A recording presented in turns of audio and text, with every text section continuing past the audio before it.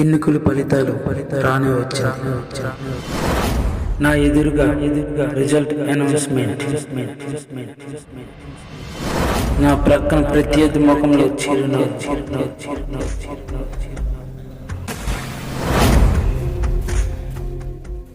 ఈ రెండు విషయాలు నా లోపల గెలుస్తానా ఓడిపోతానా అని బాగా టెన్షన్ గురి చేస్తాను.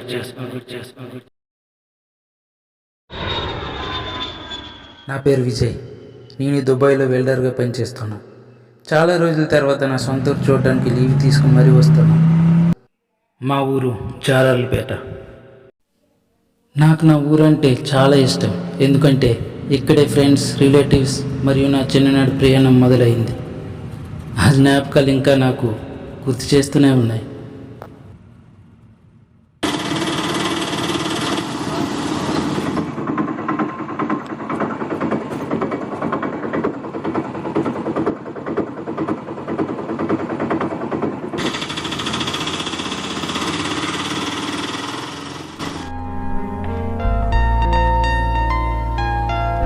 ఒరే నాన్న, ఎప్పుడు వచ్చారా దుబాయ్ నుండి? జస్ట్ ఇప్పుడే వచ్చాను నాన్న. మరి వచ్చే ముందు మాకెందుకు ఫోన్ చేయలేదు? అది నాన్న, నా సిమ్ బ్లాక్ అయిపోయింది, కొత్తది తీసుకోవాలి. సరే, బాగున్నావా? చాలా నాళ్ళయిందిరా నిన్ను చూసి. బాగున్నా నాన్న. అక్కడ కాళ్ళు కొడుకొని లోపలికి రా.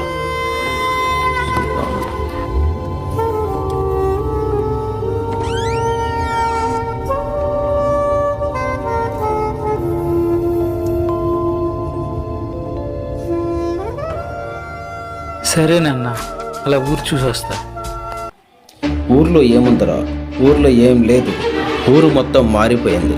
ఒకప్పుడు కలిసుండే చేతులు ఇప్పుడు విడిపోయాయి. సొంత కుటుంబాల మధ్య కక్షలు మొదలయ్యాయి. ఏమైంది నాన్న? నువ్వు వచ్చేసరికి ఊరు మొత్తం మారిపోయింది. దీనంతటికీ కారణం రాజకీయం, అవినీతి రాజకీయం, దోసుకునే రాజకీయం, వాళ్ళు బ్రతకడం కోసం కుటుంబాల మధ్య సిచ్చులు పెట్టే రాజకీయం. ఏం చెప్పమంటావురా? ఊరంతా అల్లకల్లోలమైపోయింది. సరే నాన్న, అలా వెళ్ళొస్తా. తమ్ముడు, నువ్వు సూర్యనారాయణ కూడా వెళ్ళరా? నువ్వెవడరా చెప్పడానికి? నాయన, వాడు పెద్దోడ్రా, వాడిని ఎదిరించుకో. తప్పురా అది. ఆగునా, నేను పెద్దరాజుకి ఓటేస్తాను, వాడు ఏడ్ చేసుకుంటాడు చేసుకుని. ఏం చేస్తానా నేనా? నువ్వు ఎలా చెప్తే వినవరా?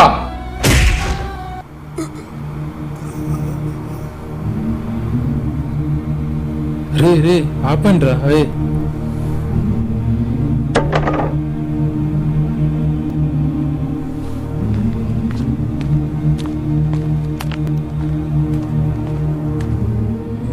ఏరా మామ, ఎప్పుడొచ్చావు?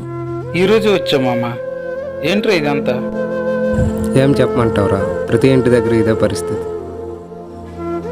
ఎవరు సరిగ్గా లేరురా. ఇంక వీళ్ళు అంటావా? వీళ్ళు కొట్టుకోవడం మూడవసారి. మూడవసారా? నాకు అర్థం కానిది ఏంటంటే, ఒకే చెట్టుకి కాసిన కాయలు ఒకే రుచిగా ఉన్నప్పుడు ఒకే తల్లికి పుట్టిన పిల్లలు ఎందుకురా కలిసి ఉంటారు? సరే పద, అలా వెళ్దాం. చూడండి, మీకేం మేము అన్యాయం చేసేయటం లేదు. మీ యొక్క కొంత స్థలాన్ని ఉపయోగించుకొని మీ యొక్క సముద్రంలో ఉన్న ఉప్పు నీటిని తీసుకొని దాన్ని ప్యూరిఫై చేసి మినరల్ వాటర్గా తయారు చేస్తాం, అంతే. ఇందులోని మీకేమైనా డౌట్స్ ఉన్నాయా? మీకు ఇంతకు ముందే చెప్పాం.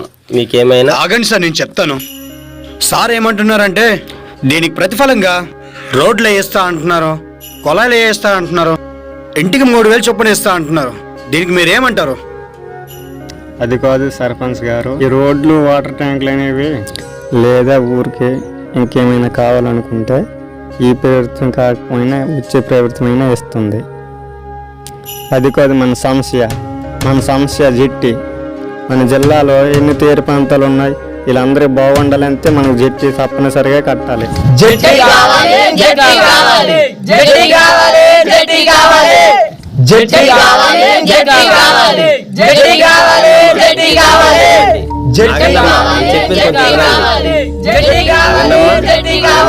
నేను చెప్పేది కొంచెం వినండి. జట్టి అంటే మామూలు విషయం కాదు, చాలా డబ్బుతో కూడుకున్నది. సార్, డబ్బుతో కూడుకునేదా? అలా అయితే మా ఊర్లో ఉన్న స్థలాలన్నీ తీసుకొని మా ఒక్క ఆస్తి సముద్రం, దాంట్లో ఎన్నో పైపులు పెట్టి కెమికల్స్ వదిలి మీ యొక్క మినరల్ వాటర్ తయారు చేస్తానంటున్నారు. దీని నుండి మీ కంపెనీకి కొన్ని వేల కోట్ల లాభం వస్తుంది కదా సార్. ఇన్ని కోట్లు ఒక 40,000 కోట్లు పెట్టి ఒక జట్టి కట్టించలేరా సార్? మీకు మేము ఏమైనా చేయాలంటే మీతో మాకు బాండింగ్ అనేది బాగుండాలన్నమాట. మీ యొక్క ప్రెసిడెంటు మరియు పెద్దలు అప్పుడప్పుడు మా కంపెనీకి రావాలి. మా కంపెనీ మీకు దగ్గరలోనే ఉందిగా, రండి. సార్ మీ కంపెనీకి వస్తేనే చేస్తారా సార్? ఒకసారి మా జీవితాల గురించి కూడా ఆలోచించండి సార్. ఆగ్రేసవా నేను మాట్లాడతా సార్. మేము రోజు వేటకి వెళ్ళేటప్పుడు ఎలాంటి రిస్క్ తీసుకుంటాం తెలుసా సార్? ఎలాంటి ప్రమాదాలు ఎదుర్కొంటాం తెలుసా సార్? వేటకి వెళ్ళే ముందు పెద్ద పెద్ద కరెక్టర్లు దాటుకుంటూ వెళ్ళాలి. పోనీ అది కాకుండా మధ్యలో వేట చేసుకుంటామంటే గాళ్ళు తుఫాన్లు చూడాల్సి వస్తుంది. వాటిని తట్టుకుని మరీ పోరాడతాం. ఈ పోరాడే సమయంలో మా ఫిషర్మెన్ ఎంతోమంది ప్రాణాలు కోల్పోయారు.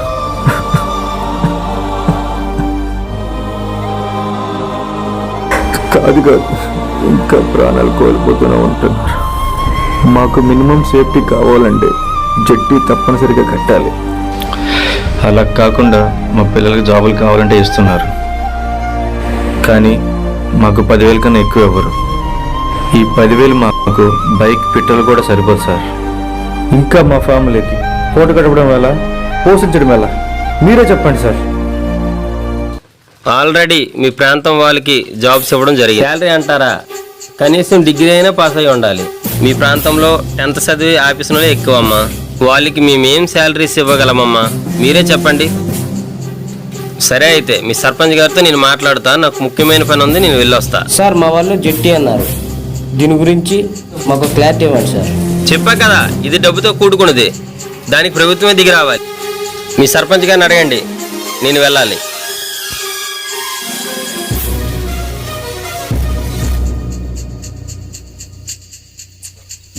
ఎప్పుడు వచ్చావు? ఈరోజే వచ్చా మామ. ఏంటి మీటింగా?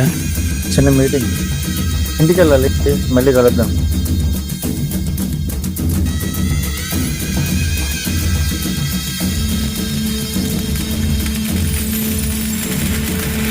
నువ్వు వచ్చేసరికి ఊరు మొత్తం మారిపోయింది. దీనంతటికీ కారణం రాజకీయం, అవినీతి రాజకీయం, దోసుకునే రాజకీయం, వాళ్ళు బ్రతకడం కోసం కుటుంబాల మధ్య సిచ్చులు పెట్టే రాజకీయం.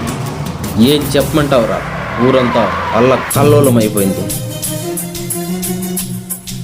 అంటే నాన్న చెప్పింది కరెక్టే అన్నమాట. దీనికి ఒక సొల్యూషన్ కనిపెట్టాలి.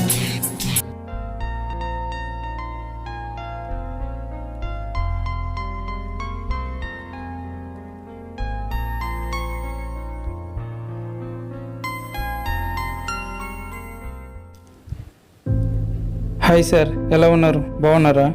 ఏ మనీ సార్కు టీ ఇవ్వు.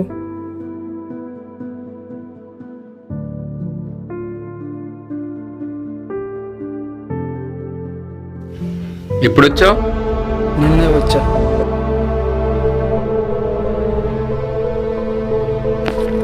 నమస్కారం ప్రెసిడెంట్ గారు. నమస్కారం ప్రెసిడెంట్ గారు.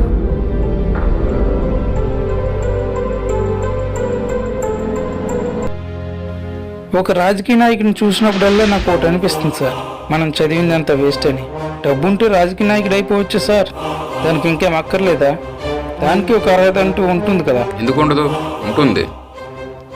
కానీ ప్రతి మనిషి డబ్బుగా అమ్ముడుపోయేది. ఒకప్పుడు ఒక నాయకుడు గెలవాలంటే మంచి చేయాలి, నలుగురిని పలకరించాలి, తప్పు చేసినోడు శిక్షింపబడేలా చేయాలి, తప్పు చేయని వారికి న్యాయం జరిగేటట్లు చూడాలి.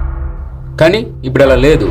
జనం ఎలా తయారయ్యారంటే, ఒక ఓటుకి 500 ఇస్తామంటే ఏం ఆలోచించకుండా ఓట్లు వేసేస్తున్నారు. ఇలాంటి జనం ఉన్నంత వరకు ఇలాంటి నాయకులు వస్తూనే ఉంటారు, గెలుస్తూనే ఉంటారు. ఇవి మారాలంటే కొత్త యువతరం కావాలి, కొత్త యువ సర్పంచ్ రావాలి. అంతెందుకు, నువ్వు చదువుకున్నావు కదా, పైగా సాయం చేసే గుణం కూడా ఉంది. నువ్వే సర్పంచ్గా పోటీ చేయొచ్చు కదా, ఒకసారి ఆలోచించు.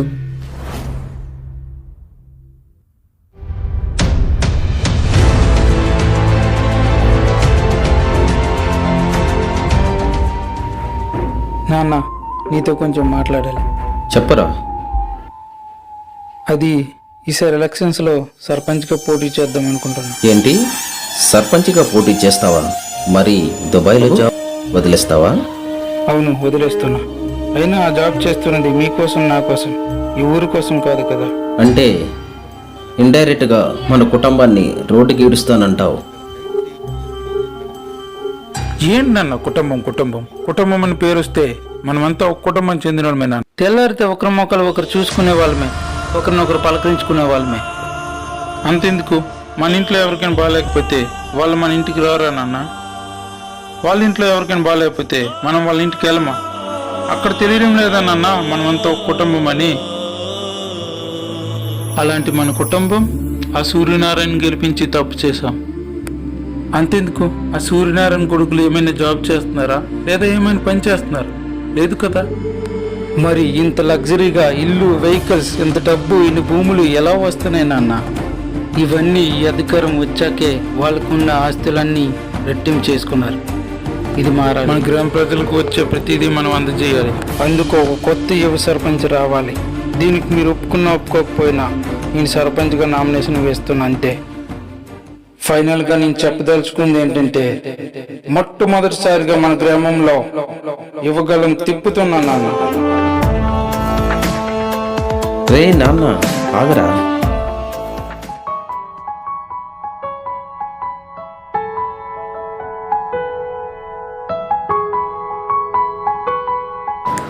హాయ్ రా విజయ్. హాయ్రా.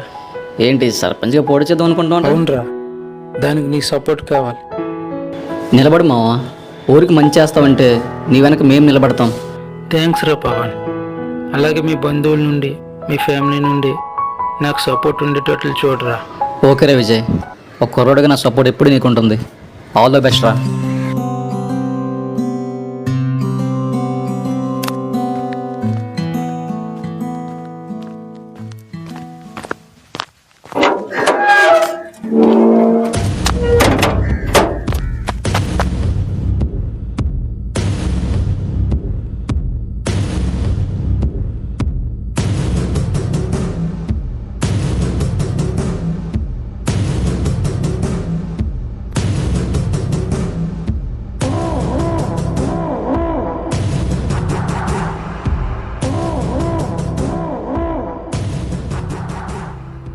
సూర్యనారాయణ గారు,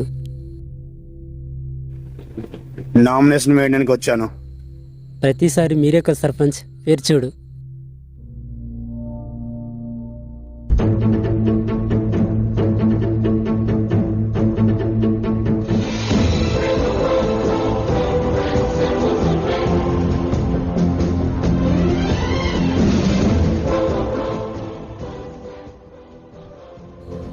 ఏంటి సార్, చూస్తే చిన్న కుర్రోడ్లాగా ఉన్నాడు.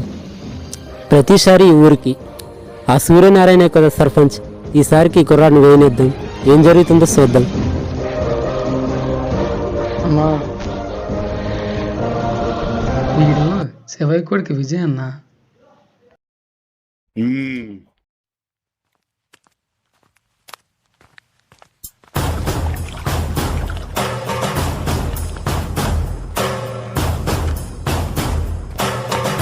వినోద్, అక్కడ రామ్లామ్ ఇల్లు, ప్రసాద్ ఇల్లు అదే కదా.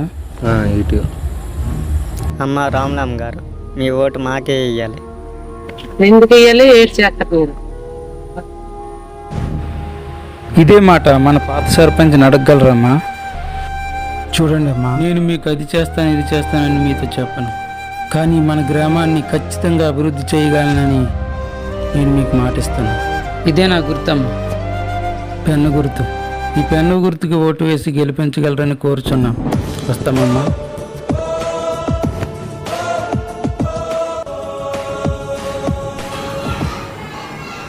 వెళ్ళు వెళ్ళు బసవయ్య.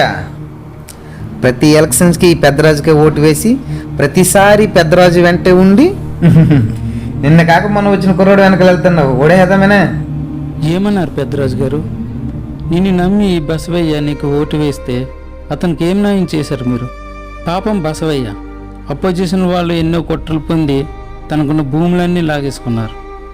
అదే టైంలో మీరు అపోజిషన్కు భయపడి ఇంట్లో నుండి బయటికి రాలేదు. అప్పుడు లేనిది ఇప్పుడు ఏదో ఎలక్షన్స్ దగ్గర పడ్డాయని ఇతను రోడ్డు మధ్యలో ఆపి మరీ హేళన చేసి అడుగుతున్నారు. ఇది న్యాయమా? ఇదేనా మీ రాజకీయ అనుభవం?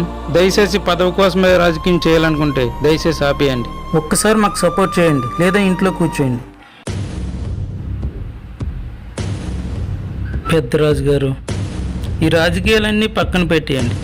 ఈసారి మాకు సపోర్ట్ చేయండి, సరేనా? విజయ్ గారి నాయకత్వానికి, విజయ్ గారి నాయకత్వానికి.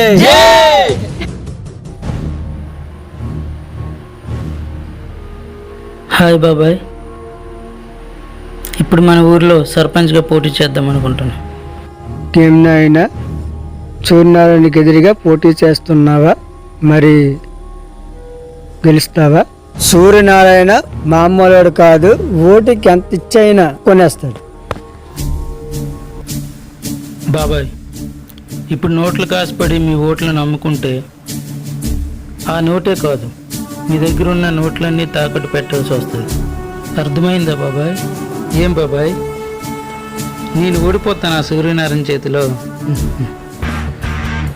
మన ఊరిని అభివృద్ధి చేయడం కోసమైనా సరే నేను ప్రయత్నిస్తూనే ఉంటా. దయచేసి ఇది నా గుర్తుకు ఓటు వేయండి, నన్ను నమ్మండి. వస్తాం బాబాయ్. అమ్మ ఒకసారి బయటికి రండి అమ్మా.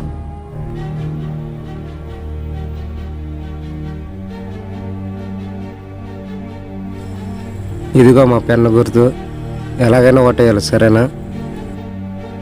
నాకు ఓటు వచ్చి 20 ఏళ్ళు అవుతుంది. మీలాంటి వాళ్ళు గెలుస్తూనే ఉన్నారు, మా బ్రతుకులు ఇలానే ఉన్నాయి. ఇంకా మాకు అన్యాయం జరుగుతూనే ఉంది. అన్యాయం జరిగిందని కన్నీళ్ళు పెట్టి కూర్చుంటామా అమ్మా? ఏం కసిగా లేచి పోరాడలేమా? ఒక్కసారి మీరు కూడా మాతో కలిసి పోరాడి చూడండి అమ్మా. అప్పుడు కానీ మీకు అన్యాయం జరుగుంటే మా వల్ల మీరు డైరెక్ట్గా వచ్చి మమ్మల్ని అడగండి అమ్మా, సరేనమ్మా? అలాగే మీకు ఇప్పటి వరకు జరిగిందంతా మర్చిపోయింది అమ్మా. ఈసారి మమ్మల్ని నమ్మి ఓటు వేసి గెలిపించండి అమ్మా, సరేనా? వస్తాం. ఏమ్రో విజయ్, నా మీదే పోటీ చేసేంత మగాడివారా నువ్వు? చూస్తా ఎలా గెలుస్తావు. మా తాత సర్పంచ్, మా తాత తర్వాత మా నాన్న సర్పంచ్, ఇప్పుడు నేను సర్పంచ్. తరతరాలుగా వంశపరంగా వస్తున్న సర్పంచులురా. ఇప్పుడు నువ్వు మధ్యలో వచ్చి కుర్చీ లాక్కుంటా అంటే చూస్తూ ఊరుకుంటానా? సర్పంచ్ గారు, నా చిన్నప్పటి నుంచి చూస్తున్నా, ఎప్పుడు మీ ఇంట్లో వాళ్ళే సర్పంచ్లు అవుతున్నారు. ఈసారి నేను పోటీ చేద్దాం అనుకుంటున్నా. ఈ సర్పంచ్గా పోటీ చేయడం కారణం కూడా మీరే. ఎందుకంటే మీరు కూడా సర్పంచ్గా ఇన్ని సంవత్సరాలు సింహాసనాన్ని ఏలుతున్నారు, కానీ ప్రజలకు ఏమాత్రం మీ వల్ల న్యాయం జరగలేదు. మీరు చేయలేని న్యాయం, మీరు చేయలేని అభివృద్ధి, మీరు తేలేని మార్పు మేము తీసుకొచ్చి చూపిస్తాం. మీరు అలా చూస్తూ ఉండండి. ఇక్కడికి వచ్చిన మా గ్రామ ప్రజలందరికీ మా హృదయపూర్వక నమస్కారం. ఇప్పటి వరకు మన ఊర్లో జరిగిన అన్యాయాలు చాలు. ఎక్కడి నుంచి అయినా మన విజయ్ గారు మన ఊరి తరపు నుండి పాల్గొంటున్నారు. మన విజయ్ గురించి మనందరికీ తెలుసు. మన విజయ్ ఎప్పుడు ఎవరికి ఏ అన్యాయం చేయలేదు. కాబట్టి మన విజయ్ గారిని గెలిపించుకుందాం. ఇప్పుడు మన విజయ్ గారు మాట్లాడతారు. ఇక్కడికి వచ్చిన మా గ్రామ ప్రజలందరికీ నా నమస్కారం. ఇక్కడికి మిమ్మల్ని పిలిపించింది నా కోసం, మీకోసం కాదు, మన ఊరు బాగు కోసం. మన ఎందుకు అన్నానంటే, ఇక్కడ నేను మీలో ఒక్కడనే కాబట్టి. మనం ఈ పోరాటంలో గెలవాలంటే ముందు మనలో ఉన్న బలహీనతను ఓడించాలి. అప్పుడే మనకు విజయం లభిస్తుంది. నేను చెప్పదలుచుకుంది ఏంటంటే, మన బలహీనత ఏంటో మనకు బాగా తెలుసు. దయచేసి డబ్బుకు, మందుకు, భయానికి లొంగిపోవద్దు. Be strong. ముఖ్యంగా మీ ఓటును మాత్రం ఏ నాయకుడికి అమ్ముకోవద్దు. అలా అమ్ముకుంటే ఒకవేళ అయ్యో మాకు అన్యాయం జరిగిపోయింది నా నాయకుడి దగ్గరికి వెళ్ళి అడిగితే, ఇదిగో అమ్మా మీ ఓటుని 2000 ఇచ్చి కొనేసానమ్మా అని సింపుల్గా చెప్పి తప్పించుకుంటారు. మళ్ళీ వచ్చే ఎలక్షన్స్కి అవే 2000 ఇచ్చి మీ ఓటును కొనేస్తారు. ఇలా ఎన్నిసార్లు నేను మోసపోతావు. అందుకే నోటు కాసిపడి మీ పిల్లల భవిష్యత్తు, మీ జీవనం నాశనం చేసుకోకండి. అంతెందుకు, ఎప్పటి నుంచో మన ఊరికి జట్టి కావాలనుకుంటున్నాము. ఏం దీని గురించి మన నాయకులను అడగలేమా? వాళ్ళని అడిగినా సరే దీని గురించి మన ఎమ్మెల్యే దగ్గరికి వాళ్ళు తీసుకెళ్ళలేరా? మనం ఎందుకని దీని గురించి పోరాడడం లేదు? మనమంతా కలిసిగట్టుగా పోరాటం చేస్తే సాధించలేదంటూ ఏమీ లేదు. కానీ మనం ఎందుకు భయపడుతున్నాం? ఓహో, వాళ్ళు పదవిలో ఉన్నారేనా? అలాగైతే ఇప్పటి వరకు మనం ఒక్కొక్కరుగా పోరాడుతున్నాం. ఈసారి కలిసి పోరాడదాం. ఎందుకంటే నేను కూడా ఇప్పుడున్న సర్పంచులందరినీ దృష్టిలో పెట్టుకొని వారు చేసే దారుణాల అన్యాయాలను గమనించే నేను ఈ సర్పంచ్గా పోటీ చేయడానికి సిద్ధపడ్డాను. కాబట్టి నాకు మీ అందరి సహకారం కావాలి. మీరు కానీ నన్ను సర్పంచ్గా గెలిపిస్తే అప్పుడు మనకు ఒక పదవి అనేది ఉంటుంది, మనకు ఒక అధికారం అనేది ఉంటుంది. ఈ అధికారాన్ని ఉపయోగించి మనం ఏమీ చేయలేమా? మన ఊరు అభివృద్ధి కోరుకోలేమా? మీరే ఒకసారి ఆలోచించండి. మన చుట్టూ ఉన్న గ్రామాల ప్రజలు బతుకు తెరువు కోసం ఎక్కడికి వెళ్ళో బతుకుతున్నారు. కానీ మన రాజకీయ నాయకులు ప్రభుత్వం నుండి ప్రజలకు వచ్చే సొమ్ముతోనే బ్రతుకుతున్నారు. దీన్ని మనం మార్చలేమా? దయచేసి మీ ఓటును ఏ నాయకుడికో అమ్ముకోవద్దు. అలా అమ్ముకుంటే ఈ ధర్మం అధర్మం అని ప్రశ్నించే అధికారం కోల్పోతారు. మీరు ఇప్పుడున్న సర్పంచులకు భయపడకండి. తప్పనిపించింది అనుకో సూటుగా ప్రశ్నించండి. అప్పుడు ఖచ్చితంగా మన ఊర్లో మార్పు మనతోనే మొదలవుతుంది. అసలు మనం పాలిటిక్స్లోకి వచ్చినప్పుడే ఫిక్స్ అయిపోవాలి మనం ప్రజల సేవకులమని. కానీ మన గ్రామంలో ఏ నాయకులైనా సరే అనంత పని చేసేలా ఉన్నాడే. అందుకే మన పోరాటం బలంగా మారాలంటే, మన ఊరి సమస్యలు సీఎం దాకా తీసుకెళ్లాలంటే ముందు మనం గెలవాలి. ఈ అణిచివేసే సమాజం, నా అనుకున్న వాళ్ళ నమ్మకం, మారని జీవితం మార్చలని చేసే నా ప్రయత్నం, గెలిచే వరకు ఆగదు నా పోరాటం.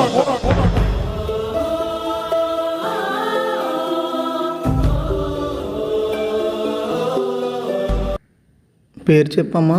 పర్లం.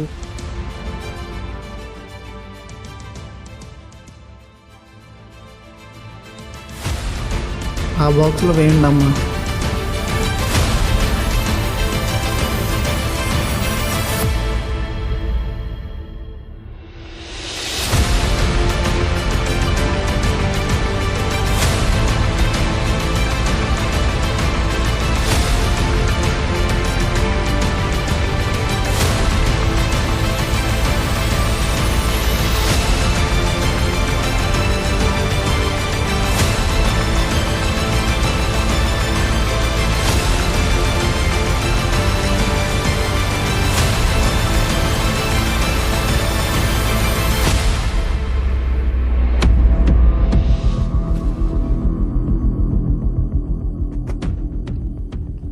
మొదటి రౌండ్ ముగిసేసరికి విజయ్ గారికి 30 ఓట్లు, సూర్యనారాయణ గారికి 42 ఓట్లు.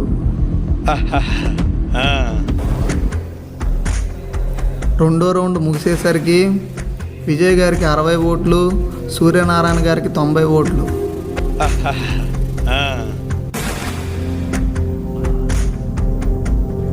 ఇప్పటి వరకు అయిన 2 రౌండ్స్లో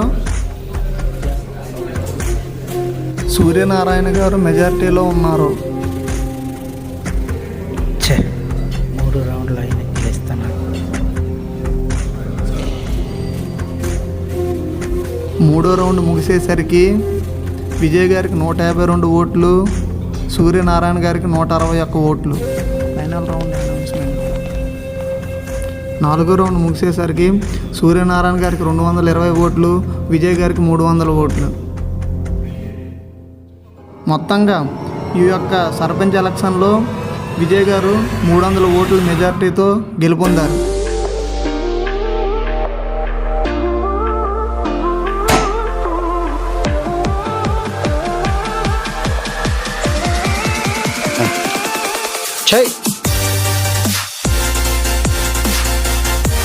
కంగ్రాచులేషన్స్. Thank you. కంగ్రాచులేషన్.